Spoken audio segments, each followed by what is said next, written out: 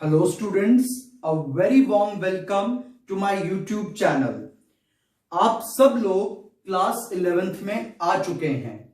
Class 11th में आने के बाद आपने अपने सब्जेक्ट्स ऑप्ट किए होंगे। तो जिन स्टूडेंट्स ने पीसीबी ऑप्ट करी है, बायोलॉजी ऑप्ट करी है, those who wish to go towards the medical line, मैं उन सब के लिए ये आज की एक वीडियो लेकर के आया हूं। जब हम पीसीबी ऑप्ट करते हैं तो सबसे पहला जो क्वेश्चन हमारे पास आता है वो ये है कि बायोलॉजी की फील्ड में करियर्स कौन कौन से हैं। तो बायोलॉजी की फील्ड में जो करियर्स हैं उसके लिए आप मेरे चैनल पर जाकर के मेरी वीडियोस देख सकते हो रिगार्डिंग द करियर ऑप्शंस। और आज हम ये स्टडी करने वाले हैं कि क्लास 11th में बायोलॉजी सब्जेक्ट को स्टडी कैसे करें। प्लान्ड वे में, स्ट्रक्चर्ड वे में करी हुई स्टडी ना सिर्फ आपको एकेडमिक्स में हेल्प करेगी बल्कि कॉम्पिटिटिव एग्जाम्स को भी क्रैक करने में आपके लिए बहुत हेल्पफुल रहेगी। तो आइए बिना समय गवाए अपनी स्टडीज को स्टार्ट करते हैं। तो सबसे पहले जो हमारा बायोलॉजी सब्जेक्ट है उसमें 70 मार्क्स का थ्योरी पेपर होगा और 30 मार्क्स का प्रैक्टिकल होगा। So in total it will count for 100 marks. Now in class 11th there are only 5 units in the biology. बहुत इंटरेस्टिंग यूनिट्स हैं। तो देखिए टोटल 5 यूनिट्स में आप क्या क्या चीजें स्टडी करने वाले हो, हम इस पे थोड़ा सा गौर करते हैं। Number 1, diversity in the living world. ये हमारी फर्स्ट यूनिट है जिसमें हम ये स्टडी करते हैं कि पूरी अर्थ पे कितने टाइप के लिविंग ऑर्गेनिजम्स हैं। तो डाइवर्सिटी के बारे में, टाइप ऑफ लिविंग ऑर्गेनिजम्स के बारे में हम अपनी फर्स्ट यूनिट में स्टडी करेंगे। सेकंड यूनिट हमें समझाती है structure of plant and animal, morphological and anatomical, यानी कि एक्सटर्नल और internal structure of plants and animals के बारे में हम स्टडी करेंगे अपनी सेकंड यूनिट में। तो फर्स्ट यूनिट हमें टाइप ऑफ लिविंग ऑर्गेनिजम्स के बारे में बताती है। सेकंड यूनिट हमें यह समझाती है कि प्लांट और एनिमल्स बाहरी और अंदरूनी तौर पर कैसे दिखाई देते हैं। Third unit is about cell. ये यूनिट हमें यह बताती है कि सेल कितने टाइप के हैं, सेल मल्टीप्लाई कैसे करते हैं, सेल के अंदर मॉलिक्यूल्स कौन से मिलते हैं। तो इन सब चीजों के बारे में हम अपनी थर्ड यूनिट में पढ़ेंगे। और हमारी फोर्थ यूनिट है प्लांट फिजियोलॉजी, जिसके अंदर हम ये पढ़ते हैं कि प्लांट के अंदर प्रोसेसेस चलती कैसे हैं। प्लांट अगर जिंदा रह पा रहा है तो कुछ प्रोसेसेस के कारण, और वो प्रोसेसेस किस तरीके से प्लांट में करती हैं फंक्शन, उनको स्टडी करने के लिए हम अपनी फोर्थ यूनिट को स्टडी करेंगे। And our fifth unit is human physiology, जिसमें हम ह्यूमन बींग्स में चलने वाली process like heart beat, breathing, urination etcetera, इन सब चीजों को हम स्टडी करेंगे कि किस तरीके से ह्यूमन बींग्स के अंदर यूरिन फॉर्म होता है, डाइजेशन होता है, रेस्पायरेशन होता है, एक्सक्रीशन होता है। इन सब चीजों को हम स्टडी करेंगे अपनी यूनिट ह्यूमन फिजियोलॉजी के अंदर। तो हमारे को टोटल 5 यूनिट स्टडी करनी है। फर्स्ट यूनिट में type of living organisms, second unit में प्लांट्स और एनिमल्स का एक्सटर्नल और इंटरनल स्ट्रक्चर, थर्ड यूनिट में सेल का स्ट्रक्चर, फोर्थ यूनिट के अंदर प्लांट्स के इंटरनल फंक्शंस, और फिफ्थ यूनिट में ह्यूमन बीइंग के इंटरनल फंक्शंस को हम स्टडी करेंगे। तो हमें पूरी क्लास 11th में क्या पढ़ना है ये आपके सामने आ चुका है। और आज हम अपनी फर्स्ट यूनिट से शुरुआत करने जा रहे हैं diversity in the living world से, और इसका फर्स्ट चैप्टर आज हमने। तो आइए चलते हैं अपने फर्स्ट चैप्टर की तरफ, जिसका नाम है द लिविंग वर्ल्ड। ये चैप्टर की जो वेटेज है that is around 3 to 4 marks, और ये चैप्टर नीट के लिए भी काफी इंपॉर्टेंट है। और इस चैप्टर से 2019 के अंदर भी नीट का क्वेश्चन पूछा गया था। तो ये चैप्टर काफी इंपॉर्टेंट चैप्टर हो जाता है with respect to NEET exam and also for your school exams. तो देखते हैं इस चैप्टर में हमें क्या क्या स्टडी करना है। तो इस चैप्टर का जो फर्स्ट टॉपिक है that is concept of living. ये टॉपिक आपको ये समझाता है कि एक लिविंग थिंग के कैरेक्टर्स क्या होते हैं। अगर आप किसी भी चीज को लिविंग ऑर्गेनिज्म कह रहे हैं या लिविंग थिंग कह रहे हैं तो वो किन किन कैरेक्टर्स को फॉलो करना चाहिए ताकि वो लिविंग कहलाए। तो what is living you are going to study under the heading of concept of living, जिसमें आप डिफरेंट कैरेक्टर्स को स्टडी करेंगे और इन कैरेक्टर्स के बेसिस पे आपको लिविंग ऑर्गेनिज्म की प्रॉपर्टीज समझ में आएंगी। Next is biodiversity. एक बहुत छोटा सा टॉपिक बायोडायवर्सिटी का दिया है इस चैप्टर में, जो आपको यह बताता है कि अर्थ पर कितने टाइप के लिविंग ऑर्गेनिजम्स एग्जिस्ट करते हैं। तो हम सबसे पहले यह पढ़ेंगे कि लिविंग थिंग क्या है, फिर हम यह पढ़ेंगे कि लिविंग ऑर्गेनिजम्स कितने टाइप के होते हैं, फिर हम यह पढ़ने वाले हैं कि लिविंग ऑर्गेनिजम्स को स्टडी कैसे करना है। तो हमारा जो सबसे इंपॉर्टेंट टॉपिक स्टार्ट होता है वो यहां से होता है। तो कॉन्सेप्ट ऑफ लिविंग एक बहुत बेसिक टॉपिक है, इसे हम अपनी अगली वीडियो के अंदर बहुत डिटेल में स्टडी करने वाले हैं। फिर बायोडायवर्सिटी जो ये समझाता है कि कितने टाइप के लिविंग ऑर्गेनिजम्स हैं। अब हमें यह स्टडी करना है कि डिफरेंट टाइप के लिविंग ऑर्गेनिजम्स को हम स्टडी कैसे करें, उसकी स्टडी को इजी कैसे बनाएं। तो उसके लिए हमारे पास आता है कॉन्सेप्ट ऑफ सिस्टेमैटिक्स। अब ये कॉन्सेप्ट ऑफ सिस्टेमैटिक्स क्या है इसको देखते हैं।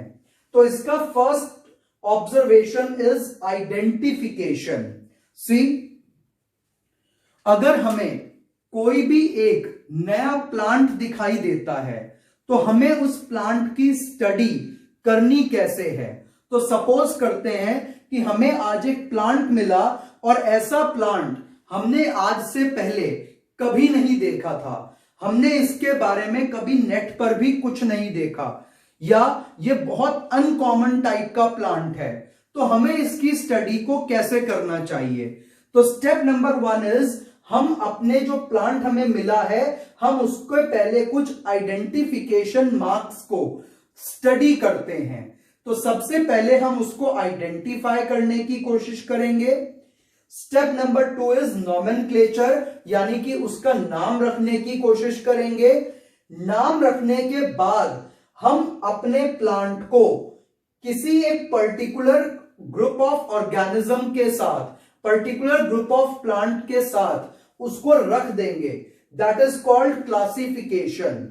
तो सबसे पहले आपको अगर कोई भी नया प्लांट या एनिमल मिलता है तो आप उसको आइडेंटिफाई करते हैं, फिर उसका नाम रखते हैं, फिर उसको एक पर्टिकुलर ग्रुप के ऑर्गेनिजम्स के साथ रख देते हैं कि ताकि हम उसमें सिमिलैरिटीज और डिफरेंसेस विद अदर ऑर्गेनिजम्स को स्टडी कर पाए। तो किसी भी प्लांट या एनिमल या और किसी टाइप के लिविंग ऑर्गेनिज्म को स्टडी करने के लिए सबसे पहले उसे आइडेंटिफाई करें, फिर उसका नाम रखें, फिर उसे किसी पर्टिकुलर ग्रुप ऑफ ऑर्गेनिजम्स के साथ अरेंज कर दें। तो इन 3 स्टेप्स के बाद आपका वो ऑर्गेनिज्म एक पर्टिकुलर ग्रुप में ऐड हो गया। अब वो ऑर्गेनिज्म के similarities with other organisms and differences with other organisms को आप स्टडी कर सकते हैं। So this is the appropriate method of studying the organism. तो ऑर्गेनिजम्स की स्टडी कैसे की जाती है वो हमें कॉन्सेप्ट ऑफ सिस्टेमैटिक समझाता है, और इसके लिए नाम रखने के लिए और क्लासिफाई करने के लिए जिन रूल्स को हम फॉलो करते हैं उसको हम स्टडी करेंगे in a branch of science called taxonomy. तो टैक्सोनॉमी हमें रूल्स बताता है इनको नाम रखने के और क्लासिफाई करने के। तो rules of classification are basically taxonomy. तो टैक्सोनॉमी की हेल्प से हम ऑर्गेनिजम्स को एक पर्टिकुलर ग्रुप में क्लासिफाई करते हैं। अब आ जाता है टेक्सोनॉमिक हियरार्की या टेक्सोनॉमिक कैटेगरीज। तो ये कुछ टेक्सोनॉमिक कैटेगरीज हैं जिनके अंदर हम ऑर्गेनिज्म को उठा करके क्लासिफाई करते हैं। तो क्लासिफिकेशन का मतलब होता है कि आप किसी पर्टिकुलर ऑर्गेनिज्म को इनमें से किसी एक कैटेगरी के अंदर रखेंगे। तो सबसे पहली और सुप्रीम कैटेगरी आती है kingdom, then phylum, then class, then order, then family, then genus and lastly species. और इसको याद करने के लिए ट्रिक है कीप पॉट क्लीन और फैमिली गेट सिक। और इसको आपको एक सीरियल ऑर्डर में ही याद रखना होता है। तो इसको याद करने के लिए ट्रिक क्या है हमारे पास, कीप पॉट क्लीन और फैमिली गेट सिक। और इसी सीरियल ऑर्डर को आप याद रखेंगे और ये क्वेश्चन काफी आपके एग्जाम्स में पूछा भी जाता है। नेक्स्ट इज टेक्सोनॉमिक एड्स और टूल्स। किसी भी ऑर्गेनिज्म को आइडेंटिफाई करने के लिए, नाम रखने के लिए या क्लासिफाई करने के लिए हमें कुछ टूल्स हेल्प करेंगे और उन टूल्स को हम टेक्सोनॉमिक एड्स कहते हैं। तो जो भी चीज हमें ऑर्गेनिजम्स को आइडेंटिफाई या उसकी नेमिंग या उसकी क्लासिफिकेशन में हेल्प करे उसको कहा जाएगा टेक्सोनॉमिक एड्स या tools. For example herbarium, botanical garden, museum, zoological park, key, flora, manual, monograph and catalogue. तो इन सब टूल्स के बारे में भी हम आगे चल के डिटेल में अभी पढ़ेंगे। तो हमारे पास ये सारी चीजें हमें चैप्टर नंबर 1 सिखाता है। तो एक बार इसको फिर से देख लेते हैं। चैप्टर नंबर 1 हमें यह बताता है कि लिविंग थिंग क्या है, उसकी टाइप्स कितनी हैं, उसको स्टडी कैसे करना है। तो लिविंग थिंग क्या है, लिविंग ऑर्गेनिज्म की टाइप्स, लिविंग ऑर्गेनिजम्स को स्टडी कैसे करते हैं और स्टडी करने के बाद उनको स्टडी करने में हेल्प कौन कौन सी चीजें करेंगी। तो लिविंग ऑर्गेनिजम्स को स्टडी करने में help herbarium, botanical garden, museum, zoological park, keys etcetera, ये सब चीजें ऑर्गेनिज्म को स्टडी करने में हेल्प करेंगी।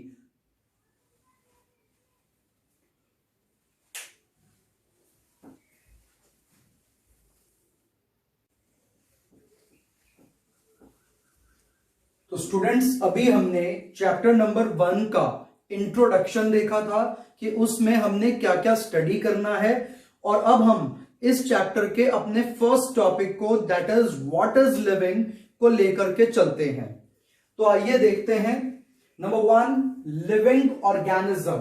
तो लिविंग ऑर्गेनिज्म की डेफिनेशन क्या बनती है हमारे सामने, they are self replicating, evolving and self-regulative interactive systems which are capable to respond against external stimulus। इस डेफिनेशन को समझने के लिए आपको ये सभी कैरेक्टर्स को पहले समझना होगा, तभी ये डेफिनेशन आपको क्रिस्टल क्लियर हो पाएगी। तो आइए अपने कैरेक्टर्स को लेकर चलते हैं। Character number 1 is growth. NCERT ने टोटल 4 कैरेक्टर्स को सजेस्ट किया है for the living organism, but we are also going to study these 4 and along with that certain other characters which are required for competitive exams. Number 1 character is growth. Increase in mass and increase in number of individuals are twin characters of growth. तो आपको जो सबसे पहला question मिल सकता है आपके exams के अंदर वो ये मिल सकता है कि what are 2 characters of growth और what are twin characters of growth, या फिर हम ग्रोथ किसको कहेंगे। अगर किसी ऑर्गेनिज्म का मास इंक्रीज हो या उसके नंबर ऑफ सेल्स या इंडिविजुअल्स इंक्रीज हो तो उसको कहा जाएगा ग्रोथ।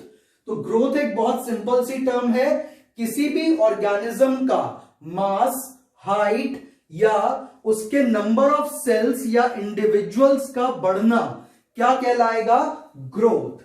अब ग्रोथ जो है वो किससे होती है? तो ग्रोथ होती है बाय सेल डिवीजन। तो हमारे पास पहला क्वेश्चन ये आता है, व्हाट इज ग्रोथ? तो increase in mass and increase in number of individuals और cells is known as growth. Number 2, how does growth occurs? Growth occurs by cell division. अब आता है कि किस ऑर्गेनिज्म में ग्रोथ टिल डेथ चलती रहती है? तो आंसर विल बी प्लांट्स। इसीलिए हमने लिखा है in plants growth occurs throughout the life. Next, in animals growth is up to certain age. अगर हम एनिमल्स में ह्यूमन बीइंग का एग्जांपल भी ले लें तो ह्यूमन बीइंग्स के अंदर भी जो ग्रोथ है वो अप टू सर्टेन एज ही चलती है, कि आप 20 इयर्स तक या 18 इयर्स तक ग्रो करते रहते हैं, फिर आपकी हाइट रुक जाती है, उसके बाद जो है आपकी जो बॉडी है वो और ज्यादा ग्रो नहीं करेगी। सिर्फ आपकी बॉडी के अंदर अगर कोई टिश्यू ब्रेक हो जाता है तो सिर्फ उसकी रिपेयरिंग के लिए सेल डिवीजन होगा, बट ग्रोथ के लिए सेल डिवीजन नहीं होगा।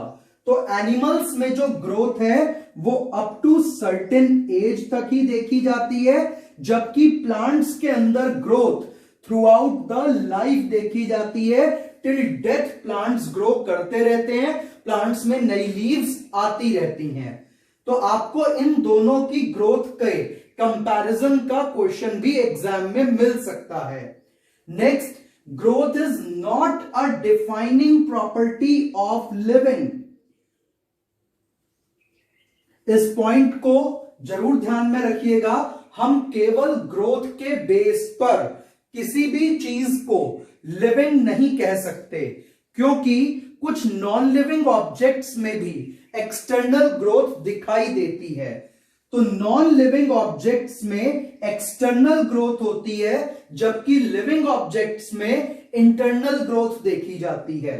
और एक्सटर्नल ग्रोथ का एग्जांपल देखिए, जैसे माउंटेन्स की हाइट कॉन्टिन्यूसली इंक्रीज होती है for just because of snowfall, कि स्नोफॉल हो रहा है और माउंटेन की हाइट बढ़ रही है, तो इसको हम कहेंगे एक्सटर्नल ग्रोथ। तो अगर हम ग्रोथ के ऊपर आप देखें तो ग्रोथ की डेफिनेशन क्या बनती है? Increase in mass and number of individuals is considered as growth. तो यहां से हमें एक क्वेश्चन मिल सकता है। दूसरा क्वेश्चन कि ऑर्गेनिजम्स में ग्रोथ का मेथड क्या है? तो सेल डिवीजन। तीसरा क्वेश्चन कि प्लांट्स में ग्रोथ कब तक होती है? तो थ्रू आउट द लाइफ होती है, टिल डेथ। नेक्स्ट क्वेश्चन मिल जाता है कि एनिमल्स के अंदर ग्रोथ कब तक होती है? तो अप टू सर्टेन एज होती है। मगर ये क्वेश्चन भी आ सकता है आपको कॉम्पिटिटिव एग्जाम के अंदर कि एनिमल के अंदर सेल डिवीजन तो बहुत बाद की एज तक भी देखे जाते हैं, कि ओल्ड एज में भी सेल डिवीजन देखा जाता है। तो वो सेल डिवीजन एनिमल्स में केवल हीलिंग के लिए होता है, रिपेयरिंग के लिए होता है, but not for the growth. Next, growth जो है लिविंग ऑब्जेक्ट्स में इंटरनल होती है और नॉन लिविंग ऑब्जेक्ट्स में एक्सटर्नल होती है। तो आपको यहां से काफी अच्छे क्वेश्चंस ग्रोथ के टॉपिक से भी मिल जाएंगे। तो लिविंग ऑर्गेनिज्म का जो फर्स्ट कैरेक्टर है वो है ग्रोथ, कि लिविंग ऑर्गेनिजम्स समय के साथ ग्रो करते हैं।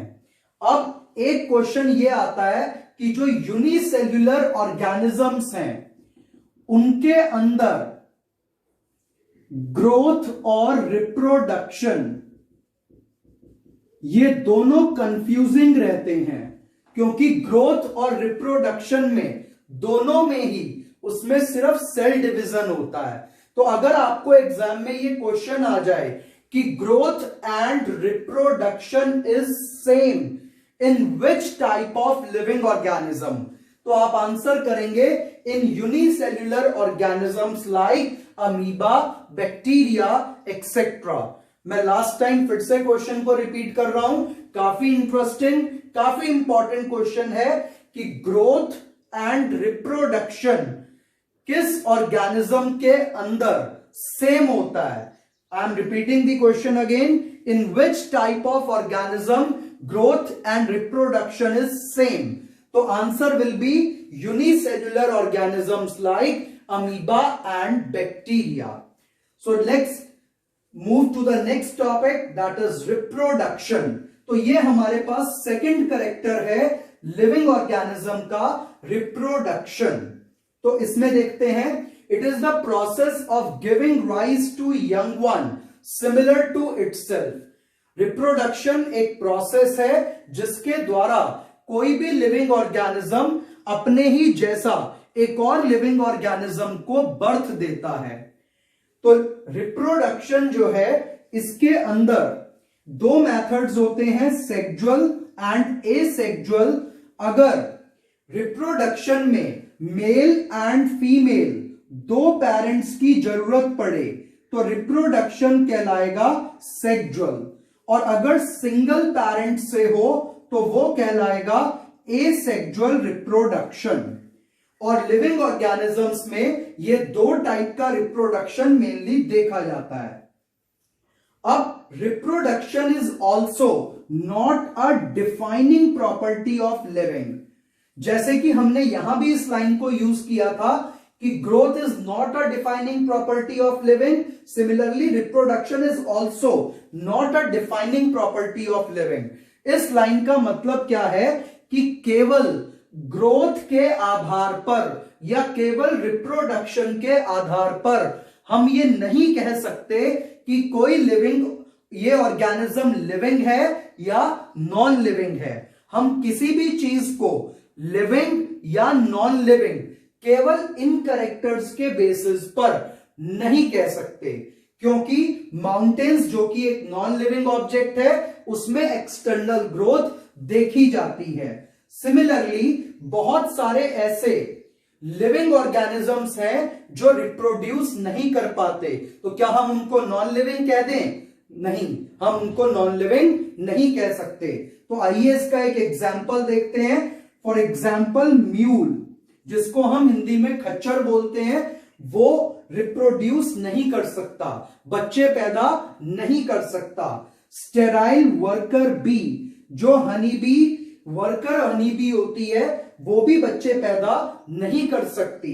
इसी तरह से इनफर्टाइल ह्यूमन कपल, कुछ ह्यूमन कपल्स ऐसे होते हैं जिनका बच्चा पैदा नहीं हो पाता, तो क्या हम उनको नॉन लिविंग कह दें? नहीं, हम उनको नॉन लिविंग नहीं कह सकते। तो ये एग्जाम्पल्स प्रूव करते हैं कि खाली रिप्रोडक्शन के बेस पर हम किसी भी चीज को लिविंग या नॉन लिविंग 100% नहीं कह सकते। तो खाली ये दोनों कैरेक्टर्स जो हैं, ये डिफाइनिंग कैरेक्टर्स लिविंग के नहीं हैं। तो हम किन कैरेक्टर्स के बेसिस पे किसी भी चीज को लिविंग कह सकते हैं? तो लिविंग कहने के लिए हमारे पास दो कैरेक्टर्स मौजूद हैं। First character metabolism and second character consciousness. तो अब जो डिफाइनिंग प्रॉपर्टी है लिविंग की, वो दो कैरेक्टर्स से है, मेटाबॉलिज्म से और कॉन्शियसनेस से। तो अब पहले मेटाबॉलिज्म को देखते हैं। It is sum total of all the chemical reactions occurring in a living system और सेल। किसी भी लिविंग सिस्टम या सेल में चल रही सभी केमिकल रिएक्शंस को एक साथ मेटाबॉलिज्म कहा जाता है। और अगर किसी भी आइसोलेटेड सिस्टम में, आइसोलेटेड सिस्टम का एग्जांपल हम सेल ले सकते हैं, अगर किसी भी आइसोलेटेड सिस्टम के अंदर लगातार केमिकल रिएक्शंस चल रही हैं, तो वो सिस्टम एक लिविंग ऑर्गेनिज्म बन जाता है। तो लिविंग ऑर्गेनिज्म कहने के लिए वहां पर मेटाबॉलिज्म का होना जरूरी है। तो केवल इसी कैरेक्टर के बेस पे हम किसी भी चीज को लिविंग या नॉन लिविंग कह सकते हैं। तो आइए इसके बारे में और स्टडी करते हैं। मेटाबॉलिज्म के अंदर आपको आपके एनसीईआरटी में ये लाइंस मिलेंगी which are very important. Some metabolic reactions can be demonstrated in vitro. कुछ ऐसी रिएक्शंस हैं जो लिविंग ऑर्गेनिज्म के अंदर चलती हैं। हम उन रिएक्शंस को बाहर टेस्ट ट्यूब में भी कर सकते हैं। तो क्या हम उन रिएक्शंस को लिविंग थिंग बोल दें? तो नहीं, हम उन रिएक्शंस को लिविंग थिंग तो नहीं कह सकते, बट लिविंग रिएक्शंस कह सकते हैं। यहां से आपको जो आपका कंपटीशन एग्जाम्स का क्वेश्चन है वो मिल सकता है कि आपको इन लाइंस से क्या समझ में आया।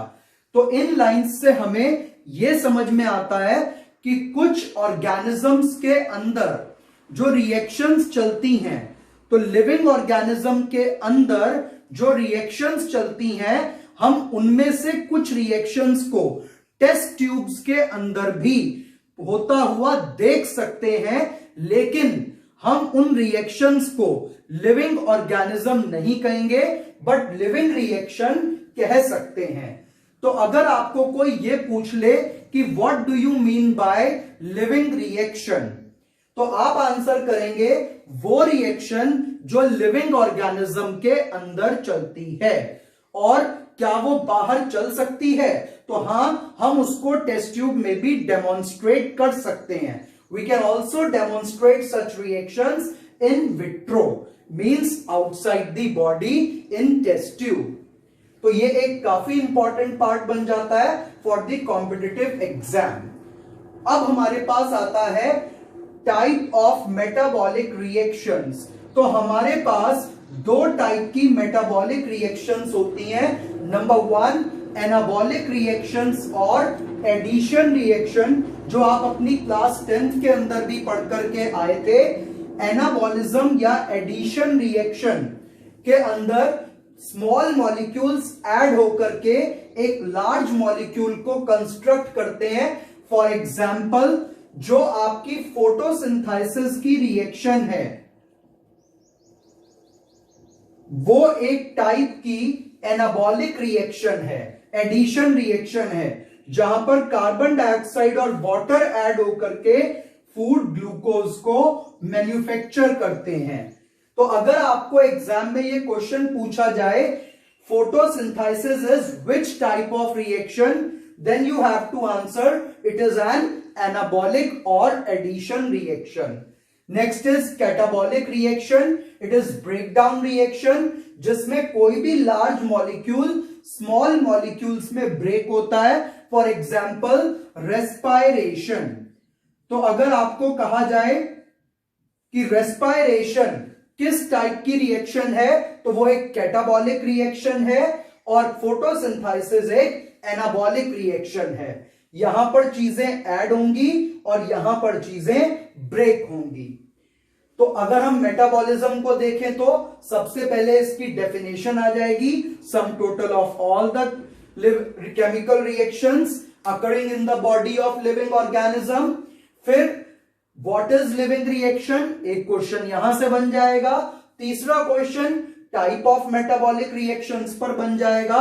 और चौथा क्वेश्चन ये आ सकता है कि name the defining property of living, then you have to answer metabolism. और ये डिफाइनिंग प्रॉपर्टी ऑफ लिविंग क्यों है, क्यों इस प्रॉपर्टी के बेस पर हम किसी भी चीज को लिविंग थिंग बोल सकते हैं, क्योंकि जब तक कोई भी चीज में केमिकल रिएक्शन चल रही है तब तक वो चीज लिविंग कहलाएगी।